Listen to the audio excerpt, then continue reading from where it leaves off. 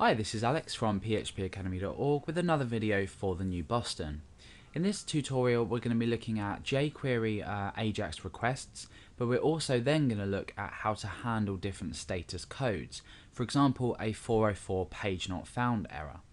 So just to start with, we have a simple button in our page with the ID of button, and we have a div area with the ID of content.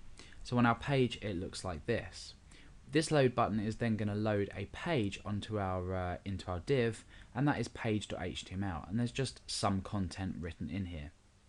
AJAX.js is going to handle this request for us. I've already set up a selector for the button and an on-click event or a click event, and that will handle the clicking of the button. We'll now go ahead and create the AJAX request, but then just put the status code in there as well. So it's $.ajax, and then in brackets we create our curly brackets. In rounded parentheses we create curly brackets. Now I'm going to specify a URL, and this is going to be page.html, and I'm going to comma separate that with success, and this is going to be a function, and the function contents is going to make use of the data that's returned from this page, i.e. the content, which would be some content. And then what we're going to do is we're going to apply this to the div just here, so the content ID div. So I'm going to select that div, which is called content, and then I'm going to apply the HTML code to there, or in this case it's just plain text. Okay, so let's go ahead and run this and see what result we get. We are taking the data from page.html and applying it to the content div. So everything should work. Okay, so you can see some content. Okay, so now what happens if we were to change this so it didn't exist? So page1.html.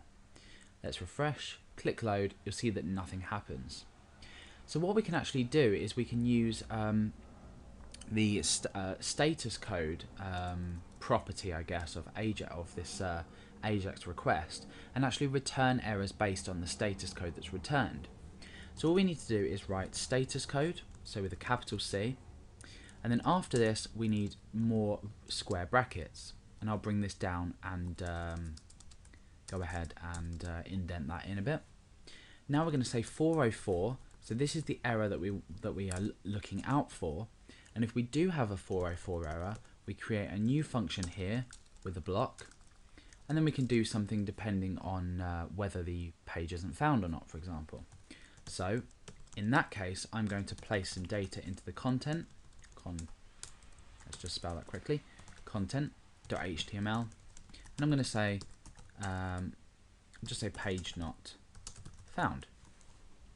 So what's happening now is we're attempting to open page.html.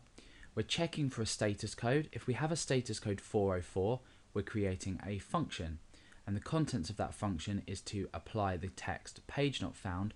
In fact, we can go ahead and change this to text. The text page not found into the content div here. Otherwise, if we have a success, we can we're returning this data, which is the contents of page.html, and applying that to the contents div.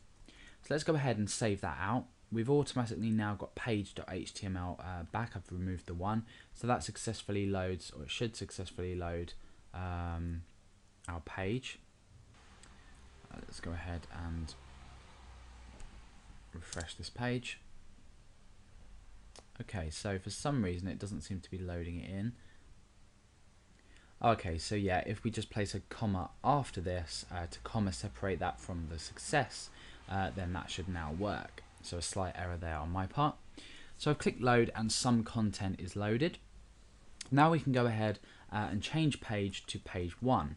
Now this page is not going to be found, so we're going to return a 404 status code error, and then therefore we're going to place some text page not found inside of our content div. So let's go ahead and refresh and try that. So click load, page not found.